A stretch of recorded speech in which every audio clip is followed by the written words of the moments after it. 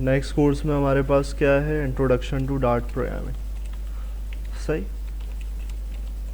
तो यहाँ से तुम्हारे पास सारी चीज़ें जो हैं वो मोबाइल एप्लीकेशन डेवलपमेंट के हवाले से स्टार्ट होती हैं।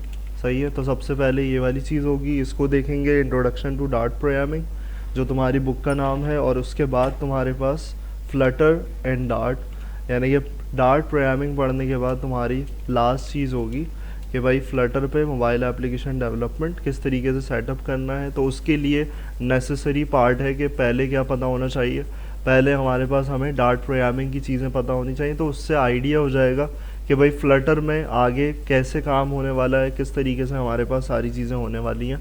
तो यहाँ पर हम देखते हैं सबसे पहले डार्ट प्रोग्रामिंग क्या है। डार्ट प्रोग्रामिंग बिल्कुल एक ऐसी लैंग्वेज है जैसे तुम्हारे पास जावास्क्रिप्ट थी, जैसे सी शार्प थी, तो सब चीज़ों के लिए जैसे एक लैंग्वेज बनी हुई है और वो किसी फ्रेमवर्क की इम्प्लीमेंटेशन कर रही है, यानी कि उसके बाद फ्रेमवर्क बनाए गए हैं। जैसे डॉटनेट था वो फ्रेमवर्क था, तो सी शार्प उसमें इम्प्लीमेंट हो रही थी। क्लियर, तो इसी तरीके से फ्लटर के लिए क्या बनाई गई है, फ्लटर के लिए हमारे पास डार्ट प्रोग्रामिंग लैंग्वेज बनाई गई है। जो फ्लटर में जो भी चीज़ें तुम्हें नज़र आएंगी वो सब डार्ट की नज़र आएंगी, यानी कि जितनी भी चीज़ें इम्प्लीमेंट हो रही होंगी वो सब डार्ट प्रोग्रामिंग होगी। क्लियर, डार्ट में जैसे देखोगे वैसे ही तुम्हें फ्लटर में पूरा स्ट्रक्चर जो है वह हायरार्की नज़र आ रही होगी। सही, तो अब इसको सेटअप कैसे करना है, हमारे पास हमारा डार्ट का सेटअप कैसे होगा, तो बहुत सिंपल सा है। हमारे पास कुछ किट्स होती हैं, ये मोबाइल एप्लीकेशन डेवलपमेंट में कुछ इस चीज़ों का इस्तेमाल होता है। क्या, SDK। SDK का मतलब क्या है, सॉफ्टवेयर डेवलपमेंट किट। तो अब यहाँ पर जब हम फ्लटर कर रहे होंगे तो वहाँ पर भी इसका काम होगा, और जब हम अभी डार्ट इनिशियलाइज कर रहे हैं, डार्ट का सेटअप कर रहे हैं, तो यहाँ पर हमें क्या रिक्वायर्ड है, हमें रिक्वायर्ड है डार्ट SDK। यानी कि अगर हमें डार्ट चलाना है, डार्ट की लैंग्वेज इम्प्लीमेंट करनी है, तो वो कैसे हो पाएगी, डायरेक्ट नहीं हो पाएगी। हमें उसके लिए क्या करना पड़ेगा, हमें डार्ट SDK सेटअप करना पड़ेगा। क्लियर, तो अब यहाँ पर कैसे डार्ट SDK सेटअप करें, तो इसको हमें क्या करना होगा, डाउनलोड करना होगा। तो यहाँ सर्च करना होगा डार्ट SDK डाउनलोड। तो यहाँ पर हमने कुछ इस तरीके से सर्च किया डार्ट SDK डाउनलोड, तो यहाँ पर तुम्हारे पास पहला लिंक आ जाएगा, गेट द डार्ट SDK। सही, तो ये तुम्हारे पास फर्स्ट लिंक पे ही तुम्हें डार्ट प्रोग्रामिंग लैंग्वेज वाले में यहाँ पर चले जाना है, और इसमें तुम्हारे पास क्या होगा, तुम्हारे पास एक रैर की फ़ाइल आएगी। और वो कहाँ आएगी, सबसे पहले यहाँ पर हम नीचे गए और यहाँ पर तुम्हारे पास एक ऑप्शन तुम्हें नज़र आ रहा है, download a zip archive from the SDK archive. यानी कि आर्चिव का मतलब है बहुत सारे वर्जन्स रखे हुए। क्लियर, तो बहुत सारे वर्जन्स में से हमें क्या करना है, हमें कोई स्पेसिफिक वर्जन चूज़ करना है। तो वो यहाँ पर तुम्हारे पास नज़र आ रहा है, वर्जन भी लिखा हुआ है, वर्जन सिलेक्शन भी हो सकती है, और हमारे पास ऑपरेटिंग सिस्टम भी है। तो हमें विंडोज़ पे ही चाहिए और लेटेस्ट वर्जन चाहिए। लेटेस्ट वर्जन 3.7.2 है, तो इसमें कोई मसला नहीं है। अपडेटेड वर्जन जो भी आ रहा है उसको यहाँ पर हमने यहाँ से डाउनलोड कर लेना है, इस पर क्लिक करके। तो तुम्हारे पास क्या होगा, तुम्हारे पास रैर की फ़ाइल डाउनलोडेबल फॉर्मेट में आएगी, और ये कुछ इस तरीके से तुम्हारे पास आएगी। सही, तो मैं इसको यहाँ पर कर देता हूँ पॉज, क्योंकि मेरे पास यहाँ पर मौजूद है। तो इसको क्या करना होता है, या फिर तुम्हें एक्सट्रैक्ट करके दिखा देता हूँ, फिर इसको डिलीट कर देंगे ताकि तुम्हें तरीका पता चल जाए कि भाई किस तरीके से हमें इसको रखना है और क्या करना है। क्लियर, तो अब ये फोल्डर आया है हमारे पास, इस फोल्डर को कहाँ रखना है। अब एग्ज़ाम से लॉगिन करवाने का मकसद ही यही था, क्योंकि तुम्हारे पास डायरेक्ट एक्सेस जो है रिस्ट्रिक्शन की वजह से वो तुम्हारे पास जो मोबाइल एप्लीकेशन डेवलपमेंट जो है वो तुम्हारे नॉर्मल यूज़र पे नहीं हो सकती। तो वो एग्ज़ाम से ही तुम्हारे पास जब भी आओगे हर क्लास में, तो ये तुम्हें खुद याद रखना है कि भाई एग्ज़ाम से लॉगिन करवा लो। क्लियर, क्योंकि मेरे जहन से भी कभी निकल जाएगा, तो ये चीज़ याद रखना कि भाई एग्ज़ाम से लॉगिन करोगे तो काम होगा तुम्हारा। सही, डार्ट का, फ्लटर का। क्लियर, तो अब देखो यहाँ क्या करना है, यहाँ पर मेरे पास ये आ गया। मैं सिर्फ क्या करूँगा, सिंपल सा इसको एक्सट्रैक्ट कर लूँगा, एक्सट्रैक्ट कर लूँगा। अब इसको डिफ़ॉल्ट डायरेक्ट लोकेशन पे जाके एक्सट्रैक्ट करो। तरीका तो यही है कि मैं यहाँ से इसको एक्सट्रैक्ट यहाँ नहीं करूँ, मैं कहाँ पर करूँ जहाँ इसकी ज़रूरत है। कहाँ ज़रूरत है, लोकल डिस्क C में गए, और यहाँ पर हमने क्या करना है, यहाँ पर कुछ इस तरीके से फ़ोल्डर बनाना है। किसका फ़ोल्डर बनाना है, डार्ट का फ़ोल्डर बनाना है। क्लियर। डार्ट का फोल्डर बनाया और यहाँ पर लाकर हमने इसको एक्सट्रैक्ट कर दिया, तो वो जो उसके अंदर से एक्सट्रैक्शन आएगी वो क्या आएगी, वो तुम्हारा ये फोल्डर आएगा। कौन सा फोल्डर आएगा, डार्ट SDK फोल्डर। तो वो तुम रैर की फाइल यहाँ लाओगे, एक्सट्रैक्ट हियर करोगे, तो तुम्हारा फोल्डर क्या हो जाएगा, एक्सट्रैक्ट हो जाएगा। अब मेरे पास है तो मैं यहाँ पर मज़ीद नहीं कर रहा। तो अब ये चीज़ आ गई, लेकिन सिस्टम को कैसे पता चलेगा। अब मैं यहाँ पर आकर अगर CMD में लिखूँगा तो मुझे कुछ नहीं पता चलने वाला, यानी कि मैं डार्ट का वर्जन देखूँ तो इसको नहीं पता सिस्टम को, क्योंकि तुमने सिर्फ C में रखा है जाके। इसको आइडेंटिफाई करवाना है तो वो कैसे करवाओगे, उसका हमारे पास तरीका होता है जो हमने एक दफ़ा लारावेल में हमने देखा था। तो वो क्या था कि भाई एनवायरनमेंट वेरिएबल पे सेट करते हैं हम पाथ। क्लियर। ये फ्लटर में भी करना होगा, डार्ट में भी करना है। तो यहाँ पर क्या करना है भाई, यहाँ पर तुम्हारे पास कुछ इसी तरीके से आ रहा होगा और तुम्हारे पास सेट होगा ये सब। ये तुम्हारे घर के सिस्टम के लिए सेटअप बता रहा हूँ। तो यहाँ पर देखो क्या करना है, यहाँ पर हमारे पास पाथ का ऑप्शन होता है, इसमें आके तुमने क्या कर देना है, उस पाथ को सेट कर देना है जो भी तुम्हारा डार्ट का है। वो कैसे करना है, उसका तरीक़ेकार क्या होता है, उसका तरीक़ेकार होता है कि भाई डार्ट SDK में गए, बिन के अंदर गए और इस लोकेशन को कॉपी करके तुमने क्या किया, तुमने अपने एनवायरनमेंट वेरिएबल में लाकर पाथ बना दिया। तो ये तुम्हारे पास क्या हो जाएगा, यहाँ पर पाथ सेट हो जाएगा कि भाई यहाँ तुमने न्यू करके इसमें ऐसे पेस्ट कर दी। सही, ये तरीक़ेकार है। यहाँ पर इस तरीके से तुम क्या करोगे, ओके करोगे, सेव करोगे और तुम्हारे पास तुम्हारा जो है वो डार्ट की लोकेशन जो है वो आइडेंटिफाई हो जाएगी। भाई जो भी हमारे पास डार्ट की चीज़ें हैं वो तुम्हारे पास आइडेंटिफाई हो जाएंगी। और फिर उसके बाद तुम्हारे पास यहाँ पर अगर CMD खुला हुआ है तो उसको बंद करके दोबारा क्या करना है, यहाँ पर इस तरीके से डार्ट वर्जन इसको किया तुमने, टेस्ट किया तो तुम्हारे पास, मेरे पास पुराना वर्जन है, क्या लिखा हुआ है 3.4.0, बहुत पहले का है। तो यहाँ तुम्हारे पास ये वर्जन जो है इस तरीके से आ गया स्टेबल। इसका मतलब है मेरा डार्ट जो है वो क्या हो चुका है, सेटअप हो चुका है। सही। तो यहाँ पर पहला स्टेप ये है कि भाई SDK को सेट कर देना है। फिर उसके बाद स्टार्टिंग कैसे होगी, तो स्टार्टिंग के लिए हमारे पास कोई नई चीज़ नहीं है, नई जगह नहीं है, वही पुराना VS कोड, उसी पे सारा काम होना है। और मोबाइल एप्लीकेशन भी तुम्हारी VS कोड पे ही होगी, तो उसका कोई मुश्किल काम नहीं है कि मैं वहाँ पर उसकी तरह विजुअल स्टूडियो की तरह बड़ा सा सेटअप लेकर आऊँ। तो बहुत आसान काम है, फ्लटर का फ्लो भी बहुत आसान होता है। तो डार्ट में भी हमारे पास कोई मुश्किल चीज़ नहीं है, जावास्क्रिप्ट से मिलती जुलती लगेगी तुम्हें। सही। तो यहाँ पर हमारे पास हम आते हैं और यहाँ डार्ट के लेक्चर्स को ओपन कर लेते हैं और इसमें यहाँ पर CMD कोड स्पेस डॉट। तो अब देखो यहाँ पर हमारे पास डार्ट की फ़ाइल किस तरीके से बनेगी। डार्ट की फ़ाइल बनाने का तरीका बड़ा सिंपल है। यहाँ पर तुमने एक्सटेंशन यूज़ करनी है .डार्ट, कोई भी नाम रखो, .डार्ट लगाओगे और तुम्हारे पास वो तुम्हारी डार्ट की फ़ाइल आइडेंटिफाई हो जाएगी। और उसका साइन क्या है, ये जो तुम्हें साइड में लोगो नज़र आ रहा है वही तुम्हारे पास डार्ट और फ्लटर दोनों का यही लोगो होता है सेम।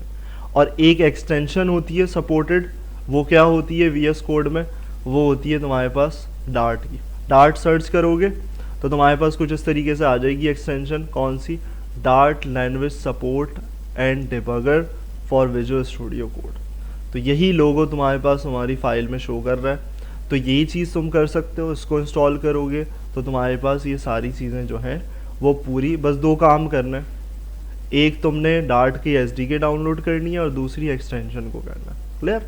और उसके बाद तुम्हारे पास कहानी कहाँ से शुरू होती है, बहुत आसान सी है कि भाई ये चीज़ तुम्हारे पास क्या है कि हर काम तुम्हारा कहाँ होता है, तुम्हारे मेन के फंक्शन के अंदर होता है। और ये कोई नई चीज़ नहीं है, ये हमने C# में भी बहुत दफ़ा डिस्कस किया है कि हम मेन को क्या कहते हैं, एंट्री पॉइंट कहते हैं, जो बिल्ट इन फंक्शन होता है कि भाई जो भी जितना काम कर रहे हो वो सब रिक्वायर्ड है, कहाँ चलाना है उसको, वो मेन के अंदर चलाना है। अगर बाहर रख के चलाओगे कुछ नहीं पता चलेगा डार्ट को।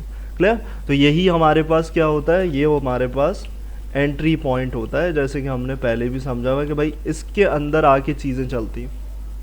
वॉइड का मतलब क्या है, रिटर्न टाइप कोई भी नहीं है, कोई रिटर्न टाइप रिक्वायर्ड नहीं है। अब ये चीज़ क्यों देखने का मकसद है कि जब फ्लटर में भी देखोगे ऐसे ही स्ट्रक्चर नज़र आएगा। पहली जो फाइल होगी वो यही ऐसे ही होगी।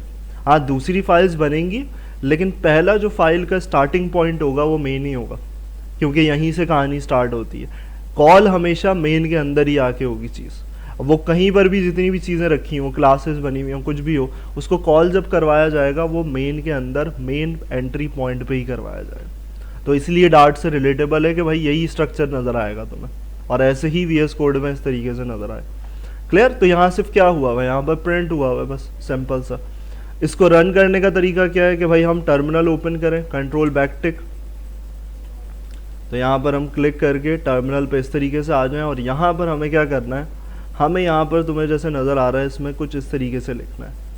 पहले डार्ट का कीवर्ड रन करने के लिए, और फिर उसके बाद फाइल का नाम, जो भी मेरी फाइल का नाम है उसको मैं यहाँ पर लिख रहा हूँ 1_print.dart, और मैं एंटर करके यहाँ पर इस तरीके से जाऊँगा तो मेरे पास क्या होगा, मेरे पास यहाँ पर वो चीज़ नज़र आ जाएगी। अभी शायद इसलिए नहीं नज़र आ रही कि मैंने यहाँ पर एक्सटेंशन नहीं लिखी। अच्छा, मैंने कॉमा लगा दिया, सही। अच्छा, यहाँ पर मैंने कॉमा लगा, डॉट डार्ट और एंटर, इस तरीके से मेरा आउटपुट यहाँ पर आएगा। सही। तो टर्मिनल में टेस्टिंग करनी है, और तुम्हारे पास तुम्हारी फाइल जो है वो डायरेक्ट ऐसे बनेगी। तो यही सारा काम है। अब इसमें थोड़ी सी और चीज़ें देख लेते हैं। ये तो बहुत छोटा सा कोड है, सेटअप भी हुआ होगा तुम्हारा। वेरिएबल्स हैं, वेरिएबल्स किस तरीके से बनेंगे, वेरिएबल्स हमारे पास कैसे डिफ़ाइन किए जाएंगे। तो यहाँ पर हमारे पास वेरिएबल्स बनाने का तरीका कुछ ये है कि भाई हमारे पास कौन कौन से वेरिएबल्स बन सकते हैं और डेटा टाइप्स क्या क्या होती हैं। तो यहाँ अगर मैं इसको कमेंट आउट कर दूँ तो मैं इस तरीके से कंट्रोल बैकटिक जो भी हम लगाते हैं वही सारी चीज़ें हैं। तो अब देखो यहाँ पर वेरिएबल्स बनाने का तरीका क्या है। वेरिएबल्स बनाने का तरीका है कि भाई पहले डेटा टाइप, फिर उसके बाद उस वेरिएबल का नाम, और यहाँ पर इनिशियलाइजेशन। यहाँ जावास्क्रिप्ट की तरह नहीं है कि हम जो भी रखें वो खुद आइडेंटिफाई कर लेगा, डेटा टाइप बतानी पड़ती है। और डेटा टाइप्स कौन कौन सी हैं, इंट, डबल, स्ट्रिंग, पूल, ये चार तुम्हारे पास डेटा टाइप नज़र आ रही हैं, और यही चारों तुम्हारे पास इस्तेमाल होंगी कि तुम इसको ही यूज़ करोगे। अब तुमने वेरिएबल्स बना ली है, तुमने यहाँ पर डबल और बूल के भी वेरिएबल्स बना लिए, ये चारों डेटा टाइप के वेरिएबल्स तुमने बना लिए, और उसको तुमने क्या कर दिया, उसको तुमने एक्सेस करने के लिए प्रिंट करवा दी। यानी कि ये चारों बने और उसको हमने देखना है, तो चारों हमारे पास क्या होंगे, एज अ रिजल्ट आउटपुट आ जाएंगे। इसका भी तरीका वही है। अब दोबारा मैं नहीं चला रहा, डार्ट लिखोगे, फाइल का नाम लिखोगे, आउटपुट नज़र आ जाए। क्लियर? तो यहाँ पर हमारे पास कुछ इस तरीके से चल रहा है काम। क्लियर? तो यहाँ तुम्हारे पास पूरा जो है वो वेरिएबल्स का तरीके का, ये तुम्हारा पूरा ही ऐसे सिस्टमैटिक वे में इस तरीके से पैटर्न है। नीचे कलेक्शंस का पार्ट आगे है, इसलिए यहाँ पर मैं नहीं इसको डिमॉन्स्ट्रेट कर रहा, क्योंकि वो टॉपिक ही आगे, वो आगे कनेक्ट करूँगा सारी चीज़ें, वो अलग से तुम्हारे पास जब लिस्ट वगैरह यहाँ होंगी यहाँ पर समझाऊँगा। तो वो यहाँ पर एक्स्ट्रा लिखा हुआ है वेरिएबल्स के अंदर, तो अभी उसको नहीं देख रहे। इसको इम्प्लीमेंट करो, चेक करो, डार्ट वर्जन सेटअप हुई हुई है डार्ट, और VS कोड में फ़ाइल बनाओ, ये 2 फाइल्स बनाओ, प्रिंट और उसकी वेरिएबल्स की, और इसको जल्दी से इम्प्लीमेंट करो ताकि आगे भी हम देख लें चीज़ें बेसिक्स।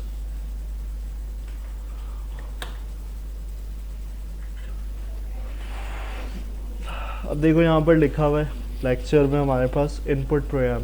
सही। इसका मतलब है हम कैसे यूज़र इनपुट लेते हैं, किस तरीके से इनपुट लिया जाता है। अब देखो इनपुट लेने के लिए तुम्हारे पास तुम्हें एक चीज़ नज़र आ रही है। क्या नज़र आ रहा है तुम्हें ऊपर? तुम्हें एक लाइब्रेरी इंपोर्ट होती हुई नज़र आ रही है। अब ये सब चीज़ें रिलेटेबल इसलिए हैं कि भाई आगे भी हमारे पास फ्लटर में, जब भी मैं बार बार इंडिकेशन कर रहा हूँ, क्यों कर रहा हूँ कि भाई फ्लटर में तुम्हारे पास जो भी लाइब्रेरी, जो भी पैकेजेस, ज़्यादातर वर्ड यूज़ किया जाता है पैकेजेस, वो सब पैकेजेस कैसे इंपोर्ट किए जाएंगे वो कुछ इस तरीके से होंगे। तो अब ये IO का मतलब क्या है? डार्ट IO का मतलब है इनपुट आउटपुट। तो ये हमारे पास पैकेज बिल्ट इन है जिसको हमें इंस्टॉल करने की ज़रूरत नहीं है, जो कि डार्ट SDK प्रोवाइड कर रही है। किस लिए कर रही है? कि भाई हम इनपुट ले सकते हैं। क्लियर? तो अब इनपुट किस तरीके से लिया जा रहा है with the help of this package. तो यहाँ पर हम क्या इस्तेमाल कर रहे हैं कि अगर मुझे एक स्टेटमेंट लिखनी है, सही, प्रिंट के थ्रू भी लिख सकता हूँ मैं स्टेटमेंट, लेकिन मैं यहाँ पर क्या कर रहा हूँ, मैं कनेक्टिविटी इनपुट के साथ कर रहा हूँ कि भाई जब इनपुट लेना चाहे ये, तो उससे पहले एक मैसेज दे। तो वो मैसेज किस तरीके से दे रहे हो, उसके लिए तुम्हारे पास क्या है, std आउट। इसका मतलब क्या है, standard output. Clear, standard out dot right enter और ये नेम, यानी कि तुम पहले मैसेज पास करवा रहे हो और देन फिर क्या करोगे, फिर उसके बाद तुम्हारे पास क्या हो रहा है, तुम्हारे पास string question mark. Question mark इसलिए होता है हमारे पास कि इसको नलेबल बनाने के लिए, नलेबल बनाने के लिए पहले भी हम डिस्कस कर चुके हैं। तो यहाँ पर इसका मतलब क्या है कि भाई नलेबल रहे, ये ऐसी डिमांड ना करे कि इसमें पुट करो कुछ। क्लियर, ये क्या रहे, अगर कहीं गलती से एंटर भी हो जाए किसी से खाली, भाई किसी ने इनपुट नहीं डाला ऐसे ही एंटर कर दिया, तो क्या हो कि वो खाली प्रिंट कर दे। क्लियर, तो उसमें वो वैल्यू इनिशियलाइज करने की डिमांड ना करे कि मेरे पास उसमें एक लेटर डालो, कोई 2 लेटर्स डालो। तो इसलिए हमने क्या किया कि हमारे पास अभी तक हमें पहले वाले में ये नज़र नहीं आया, यहाँ देखो तो हमने नहीं लगाया, इसका मतलब है ये नॉन नलेबल है। बात समझ में आ रही है, यहाँ हमने क्वेश्चन मार्क लगाया, इसका मतलब है नलेबल रखना चाह रहे हैं, क्योंकि हम खुद नहीं डाल रहे, सामने वाला यूज़र इनपुट दे रहा है, तो हमने इसलिए इसको नलेबल बना दिया। और इनपुट कैसे लेना है, इनपुट लेने का तरीका तुम्हारा क्या है, std in, वहाँ आउट लिखा हुआ था यानी कि आउटपुट, और अब इन वैल्यू इनिशियलाइज करनी है तो std in यानी कि स्टैंडर्ड इनपुट। क्लियर, और उसके आगे तुम्हारा फंक्शन यूज़ किया जा रहा है रीड लाइन सिंक। क्लियर, तो ये हमारे पास स्ट्रिंग को इनपुट एज एन इनपुट लेने के लिए हम इस फंक्शन का इस्तेमाल करते हैं, और उसी को क्या करना है अब, अगर हमें आगे उस चीज़ को दिखाना है, प्रिंट करवाना है, तो यहाँ पर तुम्हें क्या नज़र आ रहा है, प्रिंट करवाते हुए तुम यहाँ पर कैसे कॉन्कैटिनेट कर रहे हो, डार्ट के अंदर किस तरीके से कॉन्कैटिनेशन होती है, with the help of dollar sign. यानी कि मुझे ये बताना है कि भाई ये वेरिएबल है, तो वेरिएबल कैसे पता चलेगा इसको, कि मैं यहाँ पर क्या लगाऊँ, डॉलर का साइन प्लेस करूँगा, तब इसको प्रिंट के अंदर पता चलेगा कि भाई ये एक वेरिएबल एग्जिस्ट करता है। बात समझ में आ रही है। तो अब हम जब रन करेंगे इस फाइल को, तो सबसे पहले क्या मांगेगा, सबसे पहले ये मैसेज शो करेगा, और देन क्या करेगा कि भाई कोई इनपुट वैल्यू दो। तो मैंने यहाँ पर क्या किया, मैंने इस फाइल को रन करवाया, इनपुट प्रोग्राम डॉट डार्ट, और यहाँ पर हमारे पास क्या हुआ, स्टैंडर्ड आउट की वजह से वो मैसेज आ गया, और फिर उसके बाद हमारे पास इनपुट के लिए वो स्पेस दे रहा है। तो यहाँ हमने क्या किया, यहाँ पर हमने ये पास कर दिया कि भाई इनपुट रीड लाइन सिंक से ये इनपुट ले लो, और देन हमने हिट एंटर। तो वो जो चीज़ हमारे पास थी हमने गेट करने के लिए रखी हुई थी प्रिंट की एक्सेसिबिलिटी के लिए, तो वो हमने यहाँ रख दी। क्लियर, तो यहाँ पर इस तरीके से हम library package built in use कर सकते हैं इनपुट आउटपुट का for taking input in dart. Clear, इसको भी कर लो इम्प्लीमेंट जल्दी से, ताकि आगे भी कुछ 2-3 चीज़ें और मज़ीद देख लें। ये देखो इसी में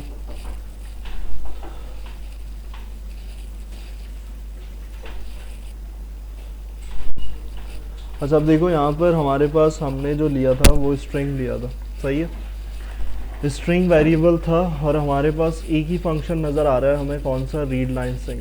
क्लियर, तो यहाँ पर देखो अगर हम इसमें लेंगे तो यहाँ पर हमारे पास टाइप कास्टिंग नहीं हो रही, यहाँ पर सिर्फ स्ट्रिंग का ही हमें इनपुट मिलेगा, स्ट्रिंग के अलावा हमें इनपुट नहीं मिलेगा। तो हम इस चीज़ को क्या कहते हैं कि अगर हमें कोई चेंज करना है, हमें इसका डिफ़ॉल्ट बिहेवियर चेंज करना है, इसका मतलब है मुझे टाइप कास्ट करना है कि एक टाइप से दूसरी टाइप में मुझे बदलना है। तो क्या होगा कि मैं यहाँ पर अगर दूसरी चीज़ लेना चाहूँ, मैंने बोला कि भाई इसको मैं कमेंट कर दूँ, और मुझे क्या चाहिए, मुझे इनपुट चाहिए किसका, इंटीजर का चाहिए। हमने डेटा टाइप्स देखी थी, हमने डेटा टाइप्स देखी भाई इंटीजर और डबल, तो 2 डेटा टाइप्स में हमें इनपुट लेना है, तो वो किस तरीके से लेंगे, कैसे कन्वर्ट करेंगे। तो सबसे पहली चीज़ तो मैंने std आउट दे दिया कि भाई std आउट तो लेना है, और इसमें मैंने ये चेंज कर दिया कि भाई एंटर अ नंबर।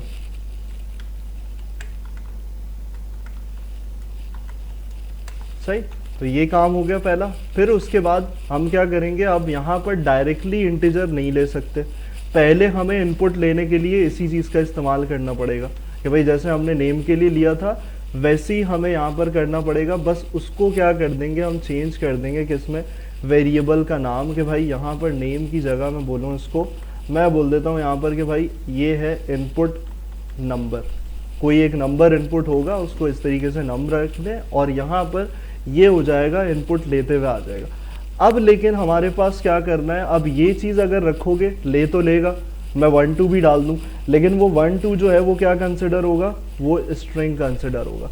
तो अब मुझे यहाँ पर क्या करने की ज़रूरत है, मुझे यहाँ पर टाइप कास्टिंग करने की ज़रूरत है। क्लियर? तो टाइप कास्टिंग किस तरीके से होगी कि भाई मुझे अब क्या करना है, मुझे अब डबल डेटा टाइप में कोई चीज़ चाहिए, यानी कि अब मुझे डबल या फिर इंटीजर दोनों कोई भी यूज़ कर सकते हो, तो वो चीज़ हमें चाहिए। तो मैं यहाँ पर क्या करूँगा, मैं यहाँ पर एक और बनाऊँगा और उसको यहाँ नाम दे देता हूँ वेरिएबल का, भाई डबल और नाम। सही। अब इसमें तुम्हें क्या करना है, इसमें वो जो तुम्हारा इनपुट आ रहा है उसको तो रखोगे, कैसे रखोगे कि भाई ये जो बनाकर आए हो ये तो रखा जाएगा, लेकिन ये ऐसे ही नहीं रखा जाएगा, इसको क्या करना पड़ेगा, हमें यहाँ पर हमें मेंशन करना पड़ेगा कि भाई डबल डॉट, और यहाँ पर हमें पार्स इम्प्लीमेंटेशन करनी पड़ेगी कि मुझे क्या चाहिए, मुझे चाहिए पार्स में, यानी कि पार्स करते हुए इसको कन्वर्ट करके मुझे डबल से किस में दे दो, मुझे दे दो कि भाई ये मेरा डबल नंबर हो, ताकि मैं प्लस करूं या एडिशन करूं, कुछ भी करना चाहूं मैं यहाँ पर इसको करवा सकूं। तो ये चीज़ तुम्हारे पास क्या होगी, ये हो रही है तुम्हारी टाइप कास्टिंग। क्लियर? तो अब इस चीज़ को तुम प्रिंट करोगे तो ये चेंज है, क्या चेंज है कि भाई मेरे पास यहाँ पर अभी ये इनपुट लेकर आ रहा है लेकिन टाइप कास्ट होते हुए आ रहा है। क्लियर? यही कहानी तुम क्या कर सकते हो, यही इंटीजर में भी कर सकते हो। तो यहाँ पर फाइनल मुझे क्या करना है, मुझे यहाँ पर नंबर चाहिए, और वो कौन सा नंबर चाहिए, मुझे ये वाला नंबर चाहिए। क्लियर? तो इस चीज़ को मुझे फाइनल जो आउटपुट है वो मुझे ये देखना है कि भाई डबल नंबर में क्या आ रहा है। क्लियर? तो यहाँ पर तुम्हारे पास तुम इनपुट ले रहे हो और यहाँ पर दोबारा हम क्या करें, इसको चलाएंगे तो हमारे पास स्ट्रिंग कांट बी असाइंड,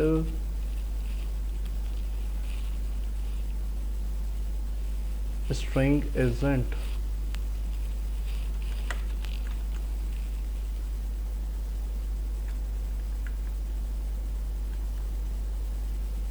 अच्छा यहाँ पर देखो एक और चीज़, क्या एरर आ रहा था, यहाँ पर देखो एरर मेंशन हुआ है, error the argument type string can't be assign to the parameter type string. क्या मतलब है, जब मैं एक चीज़ बता के आया था यहाँ पर हमने क्वेश्चन मार्क लगाया था, इस पर क्वेश्चन मार्क लगाने का मकसद क्या था कि मैंने बताया था इंडिकेशन नलेबल, और उसकी एक्सप्लेनेशन क्या दी थी कि भाई अगर कोई ब्लैंक एंटर करता है तो ब्लैंक इम्प्लीमेंटेशन पे वो क्या करे, एरर ना दे। क्लियर? अब उसमें यहाँ पर तुम्हारे पास डार्ट के अंदर एक ऑप्शन है, वो क्या है, वो तुम्हारे पास जिसको बोलते हैं हम नल सेफ्टी असर्शन। सही। इसका मतलब क्या होता है कि भाई मैं ये कहना चाह रहा हूँ कि ये अब वेरिएबल जो है वो नल रहने वाला नहीं है। सही। इसमें लाजमी कोई ना कोई वैल्यू आएगी। सही। तो डार्ट की सपोर्टिंग में तुम्हारे पास जब भी तुम करोगे, जब भी तुमने यहाँ पर क्या किया हुआ है, तुमने बोला है कि भाई नलेबल है, लेकिन यहाँ पर जो वैल्यू असाइन हो रही है उसमें तुम्हें लाजमी होगा कि तुम क्या करो, यहाँ पर तुम यहाँ पर एक्सक्लेमेशन मार्क का यूज़ करोगे। क्यों कर रहे हो, क्योंकि अब तुम यहाँ पर नल सेफ्टी असर्शन कर रहे हो कि भाई यहाँ पर अब ये नल नहीं रहना चाहिए। क्लियर? तो ये डार्ट का रूल है कि भाई हमारे पास नल वैल्यू जो है वो अब नहीं होनी चाहिए। ऊपर तो बना दिया, अब इसको तुम डायरेक्ट भी कर सकते हो, यहाँ अगर हटाओगे तो यहाँ पर तुमने हटा दिया, सही, यहाँ पर हटा दिया, लेकिन अब क्या करना पड़ेगा, तुम्हें एक्सक्लेमेशन मार्क का इस्तेमाल यहाँ करना पड़ेगा। बात समझ में आ रही है? नल सेफ्टी असर्शन दोनों जगह करनी है। अगर तुमने वहाँ पर क्वेश्चन मार्क हटा दिया, इसका मतलब है तुमने नलेबल नहीं बनाया, तो अब तुम्हें यहाँ पर लाजमी है कि भाई डार्ट के अकॉर्डिंग तुम्हें एक्सक्लेमेशन मार्क आगे देना पड़ेगा कि भाई नल सेफ्टी असर्शन लाजमी हो जाएगी। तो वो चीज़ क्यों यहाँ नहीं कर रहे, वो इसलिए नहीं कर रहे क्योंकि भाई तुम्हारे पास जो है वो तुम उस चीज़ का इस्तेमाल जो है वो नीचे कर रहे हो। क्लियर? जब तुम अपनी वैल्यू को पार्स करते हुए आ रहे हो, टाइप कास्ट कर रहे हो, तो यहाँ क्या है तुम्हारे पास एंटर नंबर, और तुमने यहाँ पर नंबर 12.89 क्योंकि डबल दिया हुआ है, तो अब वो डबल भी रिसीव करेगा। अगर तुम इंटीजर रखोगे तो जाहिर सी बात है पॉइंट वाली वैल्यू तुम्हारे पास नहीं आने वाली, यानी कि अगर तुम इसको टाइप कास्टिंग चेंज कर दोगे तो वो फिर तुम्हारे पास तुम्हारी पूरी कहानी जो है वो तब्दील हो जाएगी। यहाँ पर कुछ इस तरीके से कर दिया इन डॉट पार्स, और अब तुमने यहाँ पर प्रोग्राम रन किया, अब तुमने यहाँ पर 12.89 देना चाह तो क्या होगा, जाहिर सी बात है तुम्हारे पास ये रीड नहीं करेगा। क्यों? क्योंकि भाई वो डबल टाइप थी तभी रीड कर रहा था, इंटीजर ये चीज़ नहीं गेट कर सकता। बात क्लियर है? तो यहाँ पर सिर्फ ये जो चीज़ है ये याद रखनी है कि भाई जब भी तुम क्या कर रहे हो, टाइप कास्टिंग कर रहे हो, तो वहाँ हमेशा जो है नल सेफ्टी असर्शन का इस्तेमाल होना लाजमी है। सही, इसको इम्प्लीमेंट करवा लो, दोनों को, इंटीजर और डबल दोनों को इम्प्लीमेंट कर लो।